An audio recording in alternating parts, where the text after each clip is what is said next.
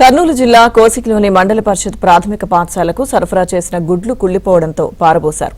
పాఠశాలలో 311 మంది విద్యార్థులు చదువుతున్నారు. అయితే విద్యార్థుల కోసం గుడ్లు సరఫరా చేసే ఏజెన్సీ గత 2 నెలలుగా కుళ్లిన గుడ్లు సరఫరా చేస్తున్నారు.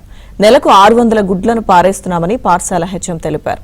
అధికారులు స్పందించి గుడ్లు సరఫరా చేసే ఏజెన్సీపై చర్యలు తీసుకోవాలని విద్యార్థుల తల్లిదండ్రులు కోరుతున్నారు.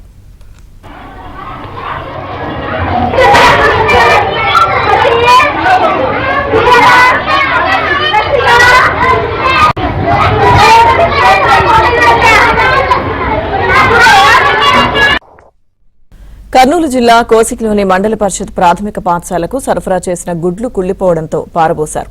పాఠశాలలో 311 మంది విద్యార్థులు చదువుతున్నారు. అయితే విద్యార్థుల కోసం గుడ్లు సరఫరా చేసే ఏజెన్సీ గత 2 నెలలుగా కుళ్లిన గుడ్లు సరఫరా చేస్తున్నారు. నెలకు 600 గుడ్లను పారేస్తున్నామని పాఠశాల హెచ్ఎం తెలిపారు.